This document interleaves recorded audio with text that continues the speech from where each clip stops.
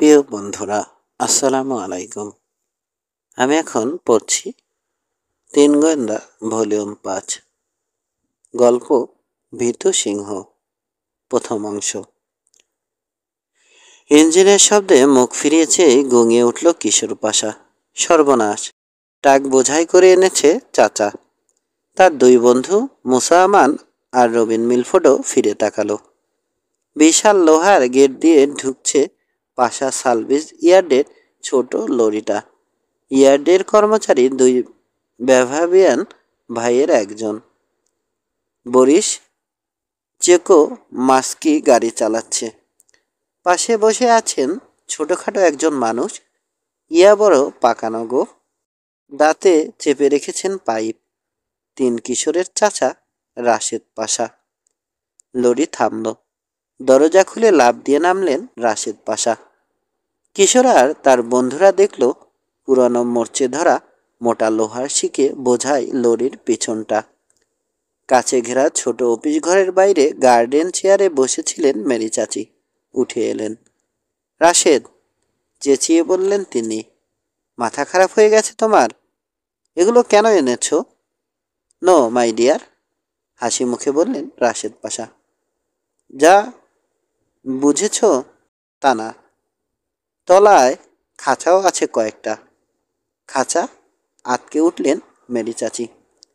আমাদের সবাইকে ধরে ভরবে নাকি ওগুলোতে? আরে না, আশ্বস্ত করার চেষ্টা করলেন রাশেদ পাশা। ওগুলো জানোয়ারের খাঁচা। কিশোর, দেখ তো ভালো করে, বিক্রি হবে? উকি দিয়ে যতটা সম্ভব দেখলো কিশোর। ধীরে ধীরে বলল, মেরামত লাগবে, তবে বিক্রি হবে, পড়ে থাকবে না। কিন্তু কার কাছে বেচবো? কার কাছে মানে? ওদের কাছে। কাদের কাছে? সার্কাস প্রতি বছরই তো আসে, তখন দেব ওদের কাছে বিক্রি করে। কিনবে? কিশোরের কণ্ঠে সন্দেহ। কেন কিনবে না? এরকম খাঁচাই তো ওদের দরকার। তুই ভুলে যাচ্ছিস কিশোর, সার্কাসের দলে ছিলাম আমি এক সময়। ওদের কি কি লাগে ভালো করেই জানি। মুচকে হাসল কিশোর। হ্যাঁ চাচা, ছেলেবেলায় একবার বাড়ি থেকে পালিয়ে সার্কাসের দলে চলে গিয়েছিলেন তিনি। সুযোগ পেলেই গর্বের সঙ্গে বলেন সে কথা। মেরি চাচির মুখ থমথমে, আর চোখে সেদিকে একবার তাকিয়ে তাড়াতাড়ি বললেন, চাচা, বরিস, রোভার, দাঁড়িয়ে আছো কেন? জলদি নামাও। লরি থেকে মাল নামাতে শুরু করলো দুই ভাই। পাইপ নিভে গেছে। দেয়াশলাইয়ের জন্য পকেটে হাত ঢোকালেন রাশেদ পাশা। বুঝলেন মেরি, ধরতে গেলে বিনে পয়সাই পেয়েছি ওগুলো, পানির দামে। কতগুলো ভাঙা গাড়ির কাছে পড়েছিল। দেখি আবার যাব, আরও আছে, নিয়ে আসব। নাক মুখ দিয়ে ধোয়া ছাড়তে ছাড়তে সেখান থেকে চলে গেলেন তিনি।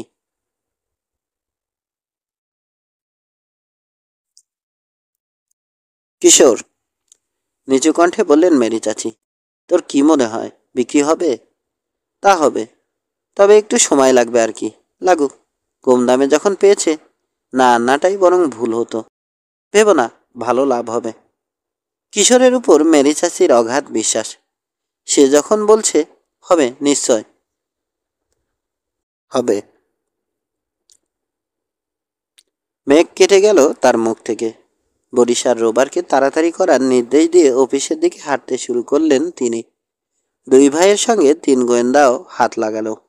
ওগুলো নিয়ে জমা করে রাখতে লাগলো একটা ছাউনির নিচে। লরির উপর থেকে ছোট একটা শিক কিশোরের হাতে দিতে দিতে বলল, মুসা, এটা শেষ। শিকটা হাতে নিয়ে দ্বিধা করলো কিশোর। ওজন আন্দাজ করছে। এরকম একটা কিছুই খুঁজছিলাম। কেন? অবাক হলো রবিন। তিন গোয়েন্দার নিজস্ব জ্যাঙ্কইয়ার্ড করবে?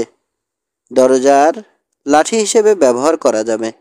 মোবাইল হোমের দরজা খুলে দেব। দুই সুরঙ্গের পাইপের ভেতর দিয়ে যাওয়া অনেক কষ্ট, সব সময় ভাল লাগে না। মুসা খুশি হলো সবচেয়ে বেশি। তার স্বাস্থ্য অন্য দুজনের চেয়ে ভালো, বেশি লম্বা চওড়া। পাইপের ভেতর হামাগুড়ি দিয়ে যেতে তারই বেশি অসুবিধে হয়। লাফ দিয়ে নেমে এলো সে। হাতের উল্টো পিঠ দিয়ে ভুরুর ঘাম মুছল। উফ, মেলা কাম করেছি, ঘাম ছুটে গেছে। তো এখন? বলতে গিয়ে থেমে গেল রবিন। তিন গোয়েন্দার ব্যক্তিগত ওয়ার্কশপে পুরনো ছাপার মেশিনটার উপরে লাল আলোটা জ্বলতে নিভতে শুরু করেছে। ফোন, চেঁচিয়ে উঠল মুসা। নিশ্চয় কেউ রহস্যের সমাধান করাতে চায়। তাহলে তো ভালোই, উত্তেজিত হয়ে উঠল কিশোর। অনেকদিন কোনো রহস্য পাচ্ছি না। তাড়াতাড়ি এসে দুই সুরঙ্গের মুখের ঢাকনা সরিয়ে ভেতরে ঢুকলো ওরা। হেডকোয়ার্টারে ঢুকেই ছো মেরে রিসিভার তুলে নিয়ে কানে ঠেকালো কিশোর। স্পিকারের লাইন অন করে দিল। একসঙ্গে এখন তিনজন শুনতে পাবে ওপাশের কথা। কিশোর পাশা বলছি, ধরে রাখো প্লিজ। মহিলা কণ্ঠ শোনা গেল স্পিকারে। চিনতে পারল ওরা কেরি ওয়াইল্ডার ওরফে মুরব্বি কেরি। তিন গোয়েন্দা দ্রষ্টব্য। মিস্টার ক্রিস্টোফারের কথা বলবেন।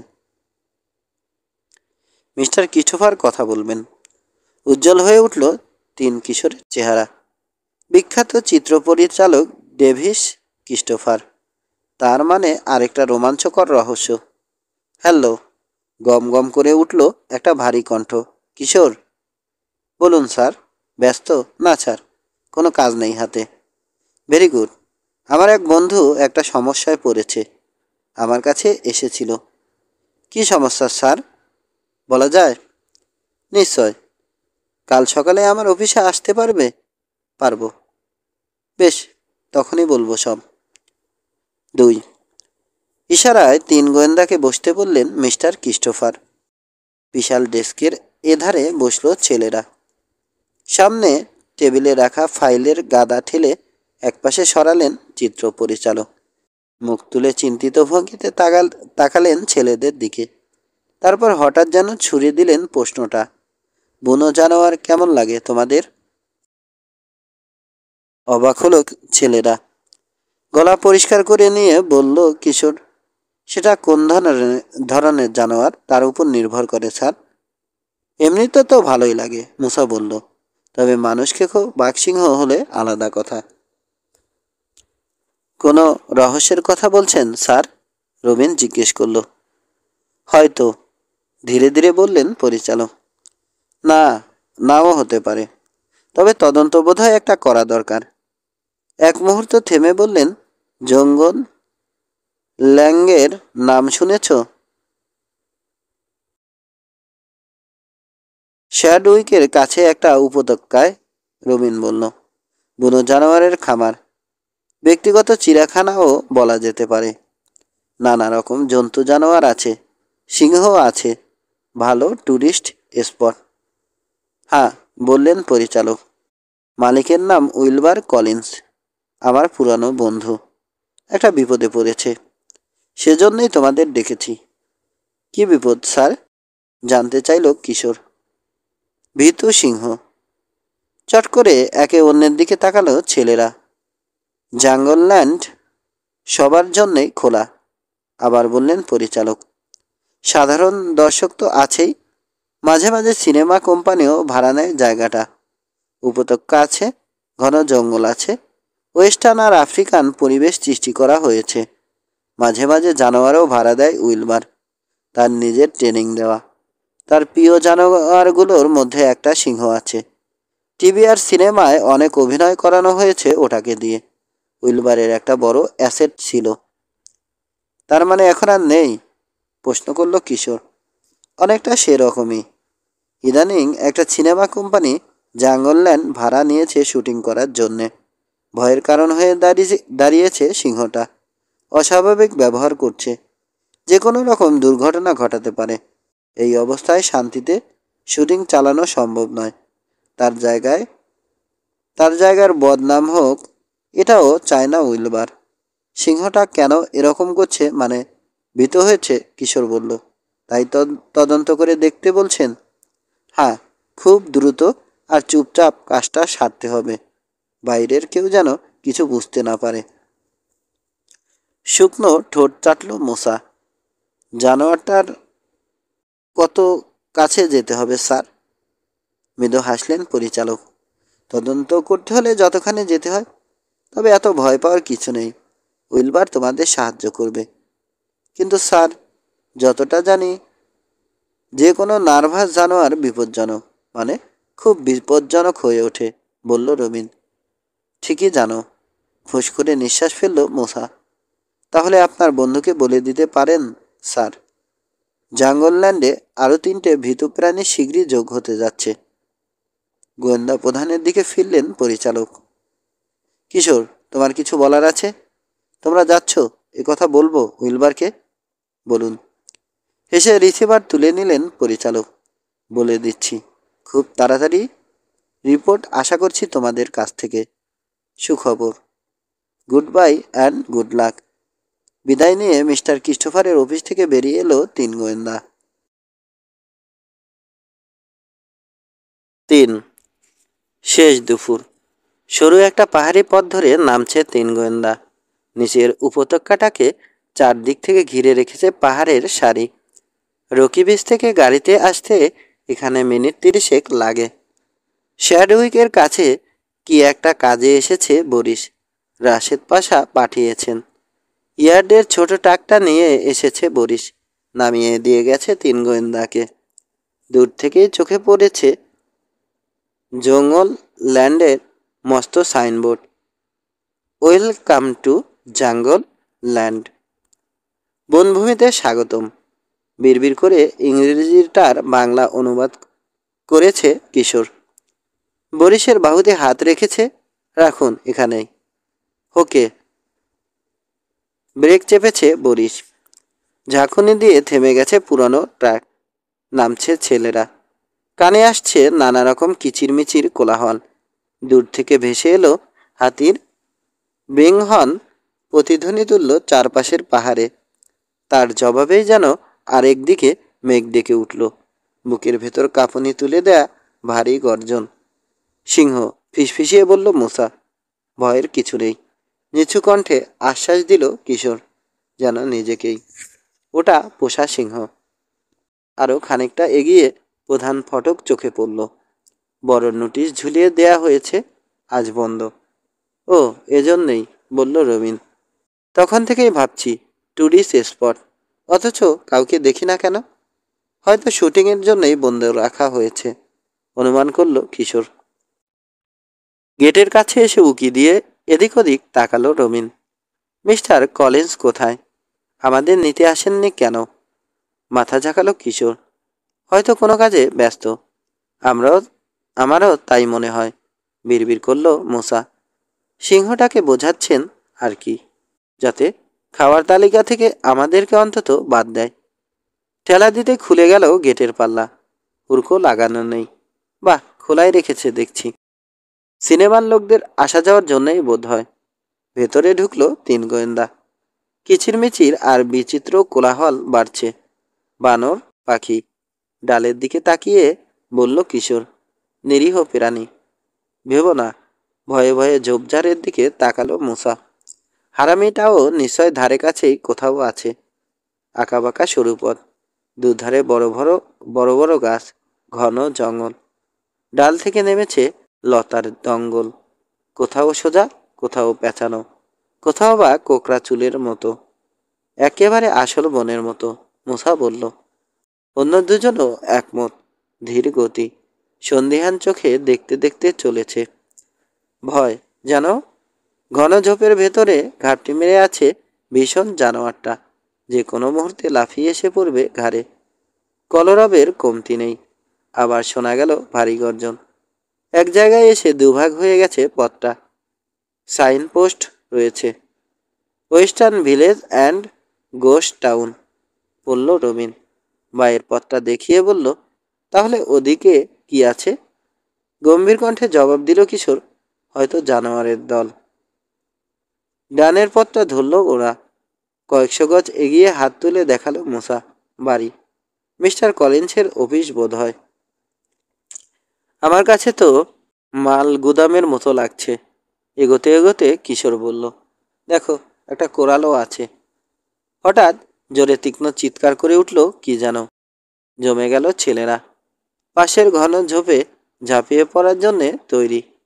আরেকবার চিৎকার হতেই মস্ত এক ব্যারেল পামের আড়ালে লুকালো ওরা। বুকের ভেতর দুরু দুরু করছে, আবার শব্দ হয় কিনা সে অপেক্ষায় রয়েছে। কিন্তু হলো না। জাদুমন্ত্রে যেন নীরব হয়ে গেছে সমস্ত বন। কি ওটা? ফিসফিসিয়ে জিজ্ঞেস করলো মুসা। মাথা নাড়ল কিশোর। ঠিক বলতে পারবো না, বোধহয় চিতা। কোনো ধরনের বানরও হতে পারে, রবিন বলল। যাই হোক, আড়াল থেকে বেরোলো না ওরা। আল্লাহ রে, কি কাণ্ড! তীক্ষ্ণ কণ্ঠে বলল মুসা। এলাম ভীতু সিংহের খোঁজে। এখানে যে ভীতু চিতা আর বানরও আছে তা তো কেউ বলেনি। নাকি জিনভূতের কারবার? তোমার মাথা, কিশোর বলল। এটা জঙ্গল ল্যান্ড, জন্তু জানোয়ারের খামার। এসব চেঁচামেচি তো হবেই। আমরাই গাধা। এরকম ডাকাডাকি হয় তো স্বাভাবিক। চলো বাড়িটাতে গিয়ে দেখি। আগে আগে চলেছে কিশোর। পেছনে সাবধানে হাঁটছে অন্য দুজন। ওদিক থেকে এসেছে চিৎকারটা। ভয়ে ভয়ে একটা দিকে দেখিয়ে বিড়বিড় করলো মোসা। আটকে রেখেছে হয়তো ওটাকে, মন্তব্য করলো রবিন। তাই ওরকম চেঁচাচ্ছে। বক বক না করে একটু পা চালাও তো, ধমক দিল কিশোর। বাড়িটা পুরানো, রংচটা দেয়াল, বালতি গামলা ছড়িয়ে ছিটিয়ে পড়ে আছে অযত্নে। জানোয়ারকে খাবার দেয়া হতো ওগুলোতে করে। পথের উপরে ভারী গাড়ির চাকার দাগ গভীর হয়ে বসেছে। কাত হয়ে ভেঙে পড়েছে কোরালের বেড়া। শান্ত নীরব হয়ে দাঁড়িয়ে রয়েছে বাড়িটা, যেন ওদেরই অপেক্ষায়। এবার কি? নিচু কণ্ঠে জিজ্ঞেস করলো মুসা। পা বাড়ালো কিশোর।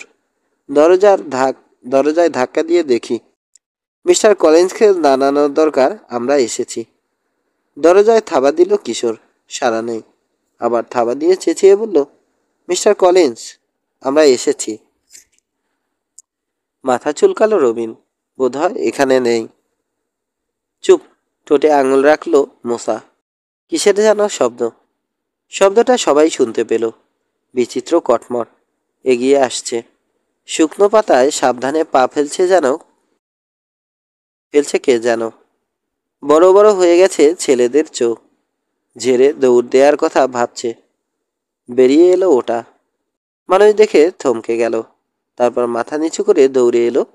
হলদে পা দিয়ে ধুলোর খুদে ঝড় তুলছে বালিতে। চেয়েই আছে তিন গোয়েন্দা। 4। বেশি ভয় পেলে এই অবস্থাই হয়, মুখ বাঁকালো কিশোর। শুরু থেকেই ভয়ে ভয়ে আছি আমরা, তাই যা শুনছি তাতেই চমকে উঠছি। সাধারণ একটা মোরগও আমাদের কলজে কাঁপিয়ে দিল। ধ্যাত্তর, হারামজাদা! মোরগটাকে তাড়া করলো মুসা। শয়তানির আর জায়গা পাও নেই। ওটার কি দোষ? পেছন থেকে বলল রবিন। ভয় পাওয়ার জন্য তৈরি হয়ে আছি আমরা, তাই ভয় পাইয়েছে। পাগলামি করো না, এসো। কক কক করে একটা ঝোপে লুকালো বনমোরগটা। ধাক্কা দেওয়ার জন্য আবার দরজার দিকে হাত বাড়ালো কিশোর। কিশোর, ওই দেখো। রবিন থামালো তাকে। দেখলো তিনজনেই। ঘন ঝোপঝাড়ের ভেতরে নড়াচড়া। খাকি পোশাক পরা একজন মানুষ বেরিয়ে এলো গাছের আড়াল থেকে। মিস্টার কলিন্স, চিৎকার করে ডাকলো কিশোর।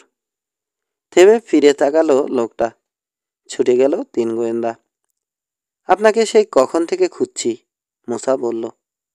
ছেলেদের দেখছে লোকটা। চোখে প্রশ্ন। বেটে চওড়া বুক, রংজলা সাফারি শার্টের গলা থেকে নিচের অর্ধেকটা বোতাম খোলা। মুখের রোদে পোড়া তামাটে চামড়ার সঙ্গে কেমন যেন বেমানান উজ্জ্বল নীল চোখের তারা। লম্বা নাকের একটা ফুটো আরেকটার চেয়ে চাপা। মাথায় পুরনো একটা হ্যাট। চওড়া কানার একদিকের প্রান্ত বাঁকা হয়ে ঝুলে প্রায় ঢেকে দিয়েছে এক কান। ছেলেদের এগিয়ে আসতে দেখে অধৈর্য ভঙ্গিতে হাত নাড়ল লোকটা। ঝিক করে উঠল হাতের জিনিসটা। আলগোসে ধরে রেখেছে লম্বা তীক্ষ্ণধার একটা ভোজালি। ছুরিটার দিকে তাকিয়ে দ্রুত বলল কিশোর, আমরা তিন গোয়েন্দা। Mister Collins. মিস্টার ক্রিস্টোফার তো ফোনে জানিয়েছেন আপনাকে, জানাননি? অবাক মনে হলো লোকটাকে। চোখ মিটমিট করলো। হ্যাঁ? ও হ্যাঁ, মিস্টার ক্রিস্টোফার। কি যেন বললে? তোমরা তিন গোয়েন্দা? হ্যাঁ হ্যাঁ, মিস্টার কলিন্স। পকেট থেকে কার্ড বের করে বাড়িয়ে দিল কিশোর। বলল লোকটা, ও মুসা আমান, পরিচয় করিয়ে দিল গোয়েন্দা প্রধান, আরও রবিন মিলফোর্ড। আপনার ভীতু সিংহটার ব্যাপারে তদন্ত করতে এলাম। তাই মিস্টার ক্রিস্টোফার তো তাই বললেন। আপনার সিংহটা নাকি নার্ভাস? মাথা ঝোঁকালো লোকটা, কার্ডটা পকেটেই রাখলো। দূরে হাতির চিৎকার আর সিংহের গর্জন হতেই ভুকুটি করে তাকালো সেদিকে। হাসি ফুটল মুখে। বেশ তো, ভয় না পেলে এসো আমার সঙ্গে। সিংহটাকে দেখবে তো? সেজন্যই তো এসেছি। এসো তাহলে। আচমকা ঘুরে বনে ঢুকে পড়ল আবার লোকটা। সরু একটা বুনো পথ ধরে এগোলো। পেছনে চলল ছেলেরা। ব্যাপারটা খুলে বলবেন মিস্টার কলিন্স? চলতে চলতে জিজ্ঞেস করলো কিশোর। ঝিলিক দিয়ে উঠল আবার ধারালো ভোজালি। খুব সহজেই দ্বিখণ্ডিত হয়ে গেল শক্ত মোটা লতা। কি জানতে চাও? গতি সামান্যতম কমালো না লোকটা। ওর সঙ্গে তাল রেখে চলতে প্রায় দৌড়াতে হচ্ছে কিশোরকে। ওই সিংহটার কথা আর কি। সিংহের ভীতু হওয়া কেমন অস্বাভাবিক না? মাথা নোয়ালো শুধু লোকটা। চলার গতি আরও বাড়ালো। এক নাগারে কুপিয়ে কাটছে লতা, ঘন ঝোপঝাড়ের ডালপাতা পথ করে নিচ্ছে। মোটেও অস্বাভাবিক নয়। সিংহের চলাচল জানো কিছু? অবাক হলো কিশোর। না স্যার, সেটাই তো জানতে চাইছি। আজব কাণ্ড, তাই না? মানে সিংহের ভীতু হওয়া। হ্যাঁ, কাটা জবাব দিল লোকটা। হাত তুলে চুপ করতে বলল। মৃদু কিচকিচ শোনা যাচ্ছে। হঠাৎ বোম ফাটলো যেন কানের কাছে। হাসলো লোকটা। এই সামনেই রয়েছে। কেমন লাগলো? ভীতু? আমি জানি না। স্বাভাবিক কি তো লাগলো। ভয় পেয়েছে যে, এটা বুঝতে দিতে চাইল না কিশোর। ঠিক বেরিয়ে থাকা একটা ডালে কোপ মারল লোকটা। মোটেও ভীতু নয় সিংহ। কিন্তু বলতে গিয়েও বাধা পেয়ে থেমে গেল কিশোর। যদি না আগের কথার খেই ধরে বলল লোকটা, তাকে নার্ভাস হতে সাহায্য করা না হয়, মানে হয়ে থাকে। বুঝেছ কিছু? মাথা ঝাঁকালো ছেলেরা। কিন্তু কিসে বাধ্য করলো? প্রশ্ন করল রবিন। জবাব না দিয়ে ঝট করে এক পাশে সরে গেল লোকটা। চুপ, নড়বে না, কাছেই আছে। ছেলেরা কিছু বুঝে ওঠার আগেই পাশের লম্বা ঘাস বনে ঢুকে অদৃশ্য হয়ে গেল সে। কিছুক্ষণ ধরে শোনা গেল তার পদশব্দ, গায়ের সঙ্গে ঘাসের ঘষা লাগার আওয়াজ। তারপর কমতে কমতে একেবারে থেমে গেল। মাথার উপর কর্কশ চিৎকার করলো একটা পাখি। চমকে উঠল ছেলেরা। ভয় পেও না। সত্যিকার ভয়ের মুহূর্তে আশ্চর্য রকম সাহসী হয়ে ওঠে স্বভাবভীতু মুসা আমান। ওটা একটা সাধারণ পাখি। শকুন টকুন কিছু, রবিন বলল। আরো কয়েকটা মিনিট দাঁড়িয়ে রইল ছেলেরা। ঘড়ি দেখল কিশোর। আমার মনে হয় শকুনটা কিছু বোঝাতে চেয়েছে। কি? রবিনের প্রশ্ন। ফ্যাকাশে হয়ে গেছে কিশোরের চেহারা। শুকনো ঠোঁট চাটল। মনে হচ্ছে আর ফিরে আসবে না মিস্টার কলিন্স। আমাদের কোনো ধরনের পরীক্ষায় ফেলে গেছেন। হয়তো আমাদের চাউর জোর দেখতে চাইছেন। জন্তু জানোয়ারকে কতখানি ভয় পাই আমরা, তদন্ত করতে পারবো কিনা। কিন্তু কেন? বাধা দিল মুসা। কি কারণ থাকতে পারে? এখানে তাকে সাহায্য করতেই এসেছি আমরা। কেন আমাদের বিপদে ফেলতে যাবেন? জবাব দেওয়ার আগে কান পেতে কয়েক মুহূর্ত কি শুনল কিশোর। গাছের মাথায় ডালে যেন পাগল হয়ে গেছে পাখি আর বানরের দল। আবার শোনা গেল সেই ভয়াবহ কানফাটা গর্জন। সেদিকে ইঙ্গিত করে কিশোর বলল, কি কারণ জানি না, তবে এটা বেশ বুঝতে পারছি। আরো কাছে এসেছে সিংহ, এদিকেই আসছে। শকুনটা এটাই বোঝাতে চেয়েছিল। পাখি আর বানরের দলও তাই বলছে। কান পেতে আছে ছেলেরা, আতঙ্কিত।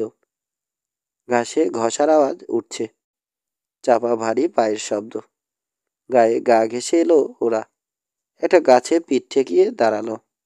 ঠিক এই সময় আবার গর্জে উঠল সিংহটা, একেবারে কানের কাছে। পাঁচ। কুইক, বলে উঠল কিশোর। গাছে ওঠো, বাঁচতে চাইলে। চোখের পলকে কাছের গাছটায় চড়ে বসলো তিন গোয়েন্দা। মসৃণ কাণ্ড। পরিশ্রমে হাঁপাচ্ছে ওরা। মাটি থেকে বড়জোর ফুট 10 উপরে বসেছে। এর বেশি উপরে ওঠার উপায় নেই। ডাল এত সরু, ভেঙে পড়বে। হাত তুলে ঘাস বন দেখালো মূসা। নড়ছে কিছু। হালকা শীষ শোনা গেল। ওদেরকে অবাক করে দিয়ে একটা ঝোপের ভেতর থেকে বেরিয়ে এলো ওদেরই বয়সী একটা ছেলে, সতর্ক। এই, ডাকলো রবিন, আমরা এখানে। ঝট করে মাথা তুলল ছেলেটা। একই সঙ্গে উঠে গেল তার হাতের রাইফেলের নল। কে তোমরা? বন্ধু, রাইফেল সরাও। আমাদের ডেকে আনা হয়েছে এখানে, যোগ করল মূসা। আমরা 3 গোয়েন্দা। মিস্টার কলিন্স, কিশোর বলল, এখানে রেখে গিয়েছেন আমাদের। কে যেন দেখতে গেছেন। রাইফেল নামালো ছেলেটা। নেমে এসো। নামলো 3 গোয়েন্দা। ঘাসবন দেখিয়ে কিশোর বলল, একটু আগে ওখানে সিংহের গর্জন শুনেছি। গাছে থাকাই কি ভালো ছিল না? হাসলো ছেলেটা। ও তো ভিক্টর। ঢোক গিল মূসা। ভিক্টর? সিংহের নাম ভিক্টর? মাথা নোয়ালো ছেলেটা। হ্যাঁ, ওকে ভয় পাওয়ার কিছু নেই, পোষা। উঁচু ঘাস বনে আবার শোনা গেল গর্জন, খুব কাছে। স্থির হয়ে গেল 3 গোয়েন্দা। ও, ওই ডাক শুনেও ভয় না পেতে বলছো? কণ্ঠস্বর খাদে নামিয়ে ফেলেছে মূসা। প্রথম প্রথম শুনলে ভয় একটু লাগে, কিন্তু ও ভিক্টর, কারো ক্ষতি করে না। মট করে শুকনো একটা ডাল ভাঙল। ফ্যাকাশে হয়ে গেছে রবিনের মুখ। এত শিওর হচ্ছ কিভাবে? এখানেই কাজ করি আমি, হাসলো ছেলেটা। রোজ দেখি ভিক্টরকে। ও আমার নামই তো বলিনি এখনো। আমি ডিক আর কলিন্স। ডিক। পরিচিত হয়ে খুশি হলাম, বলল কিশোর।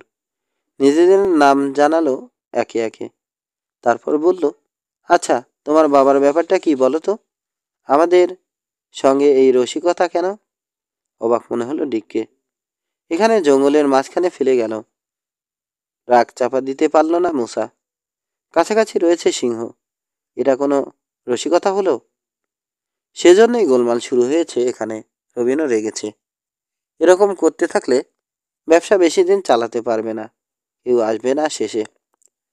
রীতিমতো অবাক মনে হলো ডিককে। কি বলছো? প্রথম কথা, আমি উইলবার কলিন্সের ছেলে নই, ভাতিজা। 2 নম্বর, চাচা এখানে রেখে যায়নি তোমাদের, যেতে পারে না। কারণ ভিক্টরকে আমরাই খুঁজছি। অপরিচিত কাউকে এখানে ফেলে যাবে চাচা? প্রশ্নই ওঠে না। বোঝানোর চেষ্টা করলো কিশোর। সত্যি বলছি আমরা ডিক। মিস্টার কলিন্স আমাদের সাথে করে সাথে করে আমাদের এখানে নিয়ে এসে ফেলে গেছেন। সিংহের ডাক শুনে আমাদেরকে আমাদের এখানে থাকতে বলে ঢুকে গেছেন ঘাস বনে। তারপর থেকে আছি এখানে, অনেকক্ষণ ধরে আছি। জোরে মাথা নাড়ল ডিক। কোথাও কোনো গন্ডগোল হয়েছে? চাচা হতেই পারে না। সারাক্ষণ আমি ছিলাম তার সঙ্গে, এইমাত্র এলাম। অন্য কেউ হবে। কি রকম দেখতে? লোকটার বর্ণনা দিল রবিন। শুনে বলল ডিক, বললাম না ভুল হয়েছে। ও আমার চাচা নয়, ওর নাম টোলকিন। এখানে অ্যানিমাল ট্রেনারের কাজ করত। লম্বা ঘাসের দিকে তাকিয়ে কান পেতে কিছু শুনল সে। কিন্তু এখানে আবার ঢুকলো কিভাবে? চাচা তো ওকে তাড়িয়ে দিয়েছে। তাড়িয়ে দিয়েছে? কথাটা ধরল কিশোর। কেন?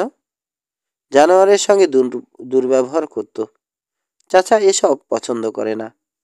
তার উপর লোকটার স্বভাব চরিত্র ভালো না। খালি গোলমাল পাকানোর তালে থাকে। মদ খেয়ে মাতাল হয়ে থাকে। কি জানি, চিন্তিত দেখালো কিশোরকে। লোকটাকে তো বিন্দুমাত্র মাতাল মনে হলো না। বেশ শান্ত। আর আমাদের সঙ্গেই বা তার কিসের শত্রুতা? রবিনের প্রশ্ন। আমাদেরকে বিপদে ফেলে যাবে কেন? বুঝতে পারছি না। দিকও ভাবছে। আচ্ছা, কেন এসেছো তোমরা বলেছ নাকি? কপাল চাপড়ালো কিশোর। সব বলে দিয়েছি। মিস্টার ক্রিস্টোফার পাঠিয়েছেন আমাদের। কথাও বলেছি তাকে। এখন মনে পড়ছে। সিংহের নার্ভাসনেসের কথা শুনে অবাক হয়েছিল সে। কিন্তু তাতেই বা কি হয়েছে? রবিন বলল, টোলকিনকে তাড়ানোর ব্যাপারে আমাদের হাত ছিল না। আমরা তার শত্রু নই। কারণটা সিংহ হতে পারে। কিশোর ব্যাখ্যা দিল। সিংহের কেস নিয়ে এখানে এসেছি আমরা। কিনা হয়তো চায় না সিংহটা কেন নার্ভাস হয়েছে সেটা আমরা বের করে ফেলি। তা হতে পারে, একমত হলো ডিক। কিনি হয়তো ভিক্টরকে ছেড়ে দিয়েছে, নিজে নিজে বেরিয়ে যায়নি সিংহটা। এখন মনে হচ্ছে তোমার চাচার সঙ্গে দেখা হওয়া দরকার, তিনি হয়তো আরো কিছু জানাতে পারবেন, বলল কিশোর। চলো যাই। কিশোর? রবিনের কণ্ঠে অস্বস্তি। কি? ঠিক আমাদের পেছনে। রবিনের গলা কাঁপছে। বিরাট এক সিংহ, পোষা তো মনে হচ্ছে না। বুনো ফিরে চেয়ে বলল ফিরে চেয়ে বলল ডিক। হ্যাঁ, ভিক্টরি আমাকে চেনেও। তোমরা চুপ করে থাকো, আমি ওকে সামলাচ্ছি। আশ্বস্ত হতে পারল না তিন গোয়েন্দা। দেখছে, এক পা বাড়ালো ডিক, এক হাত তুলল। ভিক্টর, শান্ত হও ভিক্টর। আমরা ভিক্টর লক্ষ্মীর ছেলে। জবাবে চাপা গর্জন। কেশর ফুলিয়ে চেহারা ভীষণ করে তুলল সিংহ। এগোতে শুরু করলো, মাথা নোয়ানো, হলদে চোখে সন্দেহ। বিশাল মাথাটা একপাশে ঘুরিয়ে গর্জ গর্জে উঠল আবার। ফুট দশেক দূরে এসে থামল। ঝুলে পড়েছে মস্ত চোয়াল, বাঁকা তীক্ষ্ণধার সদন্ত বেরিয়ে পড়েছে। গলার গভীর থেকে বেরিয়ে এলো ভারী চাপা গর্জন। এগিয়ে আসতে লাগলো আবার। অসহায় চোখে দেখছে তিন গোয়েন্দা। পায়ে যেন শেকড় গজিয়েছে, ধরার ক্ষমতা নেই। গলা শুকিয়ে কাঠ। আবার কথা বলল ডিক। শান্ত হও ভিক্টর, চুপ হও। তুমি আমাকে চেনো, শান্ত হও লক্ষ্মী ছেলে। এপাশ ওপাশ লেজ নাড়তে শুরু করলো সিংহ। মেঘের গুরু গুরু ধ্বনি বেরোলো আবার কণ্ঠ থেকে। আরেক কদম আগে বাড়ল। অস্বস্তিতে মাথা নাড়ল ডিক। কি জানি হয়েছে ওর, আমাকে চেনে অথচ এখন যেন চিনতে পারছে না। ধীরে, খুব ধীরে পিছাতে শুরু করলো ডিক। এগিয়ে আসছে সিংহ। 6। পাথর হয়ে গেছে যেন তিন গোয়েন্দা। সিংহটার সঙ্গে নিচু স্বরে কথা বলে চলেছে ডিক কিন্তু কাজ হচ্ছে না। শান্ত হচ্ছে না ভিক্টর। ভয়ে হাত পা অসাড় হয়ে গেছে গোয়েন্দা প্রধানের। কিন্তু ব্রেনটা কাজ করছে ঠিক মতোই। জোর ভাবনা চলছে মাথায়। সিংহটার ব্যবহারে অবাক হয়েছে। ডিক আর কলিন্সকে যেন চিনতেই পারছে না। কেন? গোলমালটা কোথায়? হঠাৎ আবিষ্কার করলো কিশোর। সিংহটা যাতে চমকে না যায় এমনিভাবে নিচু কণ্ঠে বলল ডিক, সামনের বাঁ পাটা দেখো, কাটা। দেখলো ডিক, রক্ত লেগে রয়েছে। এজন্যই কথা শুনছে না। আহত সিংহ খুব ভয়ানক। কি যে করি? রাইফেল তো আছে, ফিসফিসিয়ে বলল রবিন। দরকার পড়লে গুলি করো। এটা .22, কিছুই হবে না ওর। গুলি লাগলে আরও রেগে যাবে। এটা আমি সঙ্গে রাখি এমার্জেন্সির জন্যে, ওয়ার্নিং শট।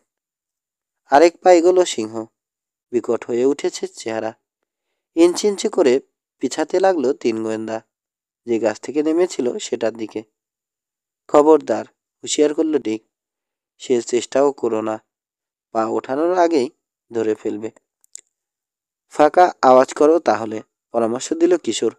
ভয় পাওয়ানোর চেষ্টা করো ওকে, কোনো লাভ হবে না। মাথা নিচু করে রেখেছে, তার মানে সিদ্ধান্ত নিয়ে ফেলেছে ওটা। ঠোঁট কামড়ালো ডিক। ইস, এখন চাচাকে বড্ড দরকার। লম্বা ঘাস সরানোর শব্দ হলো। আমি এসেছি, শুকনো কণ্ঠস্বর। চুপ, একদম চুপ, একটা আঙুল নড়াবে না কেউ। সহজ ভঙ্গিতে এগোলেন আগন্তুক। কোমল কণ্ঠে বললেন, ভিক্টর, কি হয়েছে? যেন কথার কথা, স্বাভাবিক প্রশ্ন। কাজ হলো। মাথা ঘোরালো সিংহ, লেজ নাড়ালো, গর্জে উঠল গলা ফাটিয়ে। মাথা ঝাঁকালেন আগন্তুক। লম্বা ব্রোঞ্জ রং চামড়া। ধীর পায়ে এগিয়ে গিয়ে দুহাতে ধরলেন সিংহের বিশাল মাথাটা। দেখি তো কি হয়েছে। আবার বিকট হা করল সিংহ। ছেলেরা ভেবেছিল গর্জে উঠবে, তা না করে ঘুমিয়ে উঠল। আস্তে করে তুলে ধরল আহত পাটা। আহা, খুব কেটেছে তো, দরদ মেশানো কণ্ঠে বললেন কলিন্স। দাঁড়াও, ঠিক করে দিচ্ছি। পকেট থেকে রুমাল বের করে কাটা জায়গায় বেঁধে দিতে শুরু করলেন। ধৈর্য ধরে অপেক্ষা করছে সিংহ। শেষ গিঁটটা বেঁধে উঠে দাঁড়ালেন কলিন্স। ধীরে ধীরে হাত বুলিয়ে দিলেন সিংহের কানে কেশরে। এই তো লক্ষ্মী ছেলে, সব ঠিক হয়ে যাবে। এটা একটা জখম হলো নাকি? হেসে ফিরে চাইলেন তিনি। চাপা ছোট্ট একটা গর্জন করল সিংহ, কাঁপছে মুখের পেশি। হঠাৎ লাফিয়ে উঠল, এসে পড়ল কলিন্সের গায়ের উপর, তাকে নিয়ে গড়িয়ে পড়ল মাটিতে। খাইছে, চেঁচিয়ে উঠল মুসা। আতঙ্কিত চোখে দেখল তিন গোয়েন্দা। মানুষটাকে মাটিতে ফেলে তার উপর উঠে দাঁড়িয়েছে বিশাল জানোয়ারটা। দিকের দিকে চেয়ে অবাক হলো ওরা। হাসি ফুটেছে ছেলেটার মুখে। বুঝতে না পেরে পেরে কিশোর বলল, কিছু একটা করো। গুলি করো, গুলি করো, চেঁচিয়ে বলল রবিন। ভয়ের কিছু নেই, শান্ত কণ্ঠে বলল ডিক। খেলছে চাচার সঙ্গে। তাদেরকে আরো অবাক করে দিয়ে জোরে হেসে উঠলেন কলিন্স। জড়িয়ে ধরলেন সিংহটাকে। গড় করছে সিংহ, আনন্দ প্রকাশের সময় বেড়াল যেমন করে। গায়ের উপর থেকে ঠেলে সিংহটাকে সরিয়ে উঠে বসলেন কলিন্স। ধুলো ঝাড়তে শুরু করলেন শরীর থেকে। বেজায় ভারী, ও সেটা বোঝে না। ভাবে এখনো বুঝি সেই বাচ্চাটি আছে। স্বস্তির নিঃশ্বাস ফেলল কিশোর। ডিকের দিকে ফিরে বলল, উফ, ভয়ে মারা যাচ্ছিলাম। ওভাবেই খেলে নাকি সব সময়? তাতে ভয়ের কিছু নেই, বলল ডিক। কিন্তু মিস্টার ক্রিস্টোফার যে বললেন। কলিন্সের দিকে ফিরল কিশোর। মিস্টার কলিন্স, আমরা তিন গোয়েন্দা। আপনার বন্ধু মিস্টার ডেভিস ক্রিস্টোফার পাঠিয়েছেন। উনি বললেন সিংহটা কোনো কারণে নার্ভাস হয়ে পড়েছে। ঠিকই বলেছেন, স্বীকার করল কলিন্স। নিজের চোখেই তো দেখলে ঘটনা। আগে এরকম ব্যবহার কখনো করতো না ভিক্টর। ইদানিং ওর উপর আর ভরসা রাখা যাচ্ছে না। কেন এরকম করে? পা কাটা বলে? আপনার কি মনে হয়নি এটা কোনো দুর্ঘটনা নয়? মানে? হাসি হাসি ভাবটা চলে গেল কলিন্সের মুখ থেকে। ওটা যে, ওই যে কাটাটা, ধারালো অস্ত্র দিয়ে কাটা হয়ে থাকতে পারে। ধরুন কোনো ভোজালি। তাই তো, মাথা ঝাঁকালেন কলিন্স। আমরা আরেকজনের দেখা পেয়েছিলাম স্যার। ভুলে তাকে আপনি ভেবেছি। হাতে একটা ভোজালি ছিল। সেই আমাদেরকে এখানে এনে ফেলে গেছে। টলকিনের কথা বলছে কাকু, ডিক জানালো। ওই নিশ্চয় ভিক্টরকে ছেড়েছে। চোয়াল কঠিন হলো কলিন্সের। টলকিন আবার এসেছে? সিংহটার দিকে তাকালেন তিনি। এখন বোঝা যাচ্ছে কে ছেড়েছে ভিক্টরকে। টোল এখানে এনেছে তোমাদেরকে? হ্যাঁ, বলল রবিন। তারপর দাঁড়াতে বলে চলে গেছে। ওর পক্ষে ভিক্টরের পা কাটা সম্ভব, মুসা বলল। একসময় সিংহটার ট্রেনার ছিল, কাছে গিয়েছে সহজেই, ভোজালি দিয়ে পা কেটেছে। তাই যদি হয়, গম্ভীর হয়ে বললেন কলিন্স। শেষবারের জন্যে শয়তানি করেছে। এখানে আবার ঢুকলে ভিক্টরই ওকে ধরবে। আর ভিক্টরের ধরা মানে? বাক্যটা শেষ করলেন না তিনি। আদর করে সিংহের কানে হাত বুলিয়ে দিয়ে বললেন, ডাক্তারের কাছে নিয়ে যাওয়া দরকার, তোমরাও এসো। ডাক্তারের জন্য বাইরে যেতে হবে নাকি? হাঁটতে হাঁটতে জিজ্ঞেস করলো কিশোর। না, জবাব দিল ডিক। আমাদের নিজস্ব পশু চিকিৎসক আছে, ডাক্তার হ্যালোয়েন। 7। বন থেকে একটা গলিপথে বেরিয়ে এলো ওরা। একটা ভ্যান গাড়ি দাঁড়িয়ে আছে। টেইলবোর্ড নামিয়ে ভিক্টরকে গাড়িতে তুলে বাঁধলেন কলিন্স। এসো, সদ্য পরিচিত তিন বন্ধুকে ডাকলো ডিক। আমরা সামনে উঠে বসি। গাড়ি চালালেন কলিন্স। কোত্থেকে ভিক্টরকে ছাড়া হলো? জিজ্ঞেস করলো কিশোর। সাধারণত কোথায় রাখা হয় তাকে? বাড়িতেই থাকে, জবাব দিলেন কলিন্স। আমার আর ডিকের সঙ্গে। আঁকাবাঁকা পথ ধরে ঢাল বেয়ে উঠছে গাড়ি। খোয়া বিছানো পথ। এগিয়ে গেছে একটা বড় সাদা বাড়ির দিকে। গাড়ি বারান্দায় গাড়ি রাখলেন কলিন্স। ডিক, ডাক্তারকে খবর দাও। পাশের দরজা খুলে লাফ দিয়ে গাড়ি থেকে নামলো ডিক। অবাক হয়ে বাড়িটা দেখছে কিশোর। এখানে থাকেন? গুদামঘরটা দেখে আমরা প্রথমে ভেবেছিলাম ওখানেই বুঝি থাকেন। ওটা একটা শো, হেসে বুঝিয়ে বললেন কলিন্স। নানা রকম লোক আসে এখানে। এটা অ্যানিমাল ফার্ম, আবার রানসও বলতে পারো। বুনো পশ্চিমের একটা গন্ধ রাখতে চেয়েছি। কিছু কিছু দর্শক আছে পছন্দ করে এসব। সিনেমা কোম্পানিরও কাজে লাগে। একটা কোম্পানি শুটিং করছে এখন, একটা জঙ্গলি ছবি বানাচ্ছে। মিস্টার ক্রিস্টোফার বলেছেন। শুটিংয়ে নাকি বিঘ্ন ঘটাচ্ছে সিংহটা। হ্যাঁ, ওকেও ভাড়া নিয়েছে কোম্পানি, কিন্তু ওটা যা ব্যবহার শুরু করেছে, আমার তো ভয় হচ্ছে সাংঘাতিক কোনো অ্যাক্সিডেন্ট না করে বসে। ফ্র্যাঙ্কলিন সিনের দলের কাউকে খুন করলেও অবাক হব না। ফ্র্যাঙ্কলিন সিনকে জানতে চাইল রবিন। নামটা পরিচিত লাগছে, মুসা বলল। আমার বাবা সিনেমায় কাজ করে। সিন সিন নামটা বাবার মুখে বোধহয় শুনেছি। হতে পারে। সিন তো খুব বিখ্যাত লোক, বড় প্রডিউসার, ডিরেক্টর। অন্তত সে নিজে তো তাই মনে করে। ডিককে বাড়ির ভেতর থেকে বেরোতে দেখে নামলেন কলিন্স। টেইলবোর্ড খুললেন। কাছে এসে পথের দিকে দেখল ডিক। ধুলোর ঝড় ছুটে আসছে। ঝামেলা আসছে কাকু। কলিন্সও ফিরে তাকালেন। কাছাকাছি হলো ভুরু। হ্যাঁ, ফ্র্যাঙ্কলিন সিন। একটা স্টেশন ওয়াগন এগিয়ে আসছে। কাছে এসে থামল। সামনের সিট থেকে লাফ দিয়ে নামলো একজন বেটে মোটা টাকমাথা লোক। বিচিত্র ভঙ্গিতে লাফাতে লাফাতে হেঁটে এলো। চেহারা দেখেই বোঝা যায় রেগেছে। কলিন্স, চেঁচিয়ে বলল সে, আমাদের চুক্তি ঠিক রাখতে বলেছিলাম। দরদর করে ঘামছে পরিচালক। শান্ত কণ্ঠে বললেন, কলিন্স, কি বলেছেন? চুক্তিটা ব্যাঠিক হয়েছে কোথায়? কি বলছেন? চুক্তিটা ব্যাঠিক হয়েছে কোথায়? মুঠোবদ্ধ হাত কলিন্সের মুখের সামনে ঝাঁকালো পরিচালক। চুক্তিতে আছে আমার লোকদের কোনো বিপদ হবে না, অথচ এর জন্য কৈফিয়ত দিতে হবে আপনাকে। ভুরু উঁচু হলো কলিন্সে। কি ঘটেছে? আমাকে ফোন করেছে জন প্রাইস নাকি জখম হয়েছে। কিভাবে হয়েছে জিজ্ঞেস করিনি। আমি শিওর আপনার জানোয়ারের কাজ। অসম্ভব। হাত তুলে ভ্যানের বিশাল সিংহটাকে দেখালো পরিচালক। ওই তো, প্রমাণ তো ওখানেই আছে, আপনার পোষা সিংহ। আমি জানতে পেরেছি ঘণ্টাখানেক আগেও ছাড়া ছিল ওটা, বনে ঘুরে বেড়াচ্ছিল। কি অস্বীকার করতে পারবেন? না, ঠিকই বলেছেন, কিন্তু এতে প্রমাণ হলো না জন প্রাইসকে ভিক্টোরি আক্রমণ করেছিল। আমি বিশ্বাস করি না। নিজের চোখে যখন দেখবেন ঠিকই বিশ্বাস করবেন। বেশি জখম হয়েছে? নরম হলেন কলিন্স। কি করে বলবো, দেখিনি এখনো। তবে সিংহ হামলা চালালে কি কেউ কম জখম হয়? ঠোঁটে ঠোঁট চেপে বসলো কলিন্সের। দেখুন, এখনো জানি না আমরা, আপনিও জানেন না ভিক্টোরি কাজটা করেছে কিনা। আর কে করবে তাহলে? সেটাই জানার চেষ্টা করব। হাতের কাজটা আগে ছেড়ে নিই। গাড়ির হর্নের শব্দ হলো।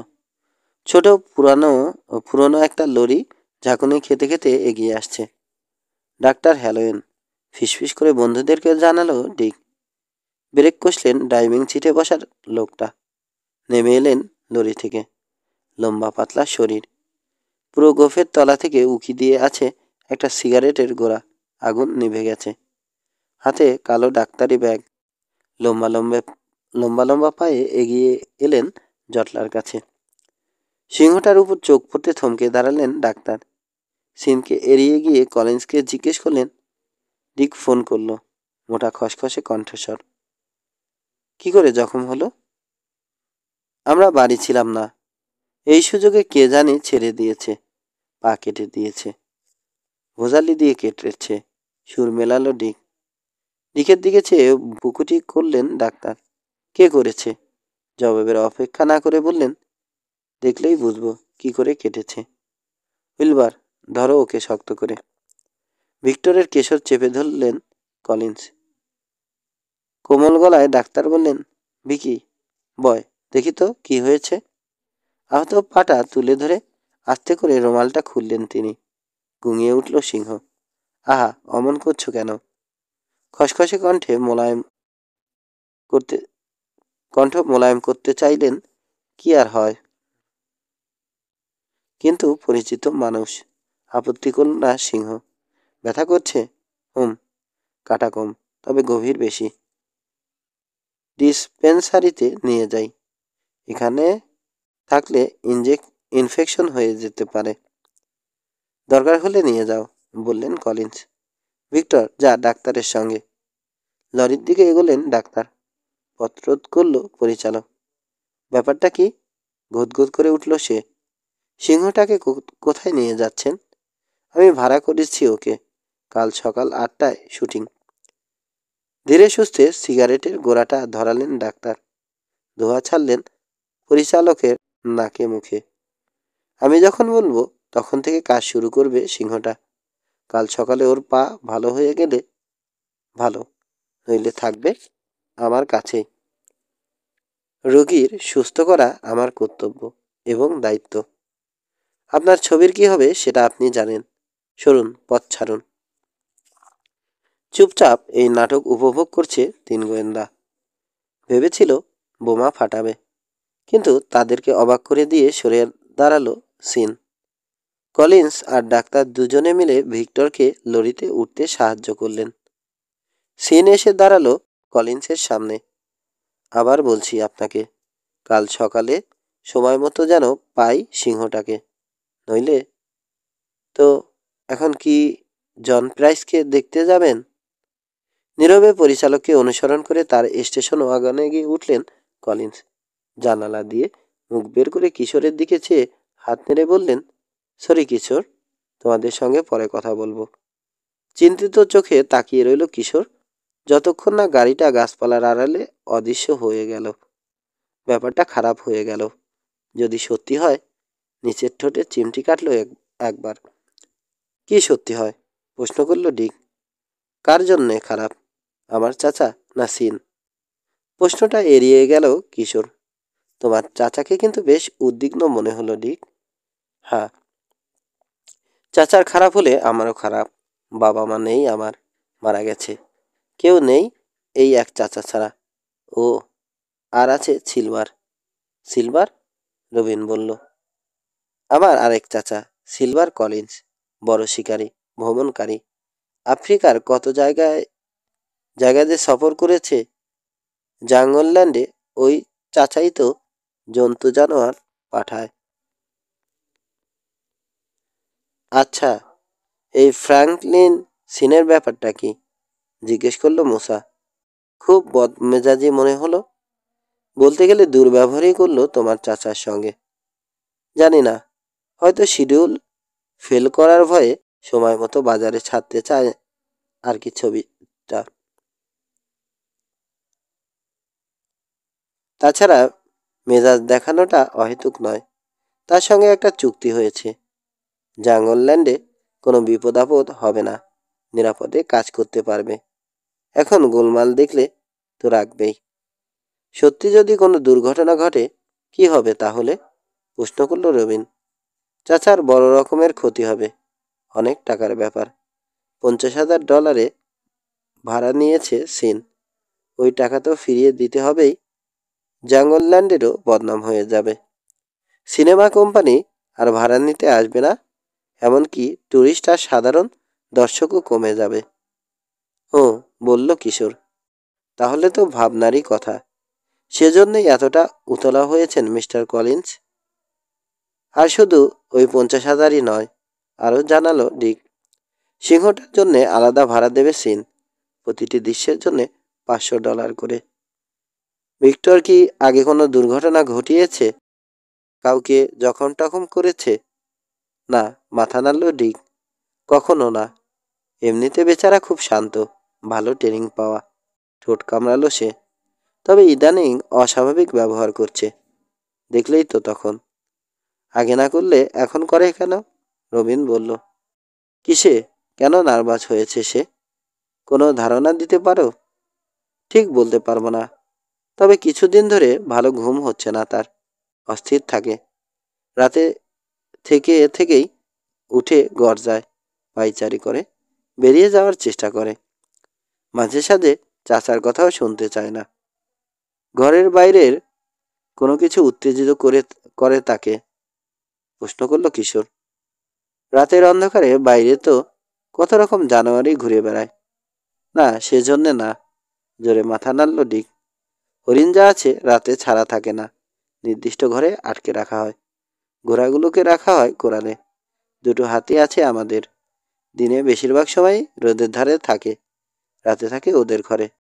এছাড়া র্যাকুন আছে, বানর, পাখি, কুকুর আর আরও নানা রকম জানোয়ার আছে। পাখি আর বানর ছাড়া প্রায় কোনো জানোয়ারই রাতে ছাড়া থাকে না। গুনে গুনে ঢোকানো হয় যার যার খাঁচায়। তাহলে কি কারণে নার্ভাস হয় সিংহটা? আনমনে নিচের ঠোঁটে চিমটি কাটল কিশোর। কারণ তো একটা নিশ্চয় আছে। এতটাই নার্ভাস যে জন প্রাইসকে আক্রমণ করে বসেছে। কিশোরের কথার পিঠে বলল মুসা। তবে প্রাইসও নাকি লোক সুবিধের নয়, বাবার মুখে শুনেছি। ব্যবহার খুব খারাপ। লোকের সঙ্গে ব্যবহার খারাপ করা এক কথা, রবিন বলল, আর সিংহের সঙ্গে করা আরেক কথা। যেমন কর্ম তেমন ফলই হয়তো পেয়েছে।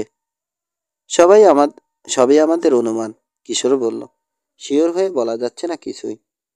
অন্য কোনো জানোয়ারের আক্রমণেও আহত হতে পারে। গরিলা? বাধা দিয়ে হঠাৎ চেঁচিয়ে উঠল ডিক। গরিলা? গরিলাও আছে নাকি এখানে? ছিল না, তবে 2-1 দিনের মধ্যে আসার কথা ছিল।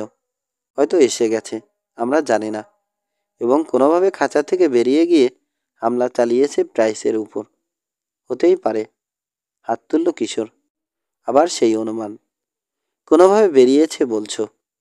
সেই কোনোভাবেটা কিভাবে? খাঁচায় তালা থাকে না? মাথা ঝাঁকালো ডিক। ঠিকই বলেছ।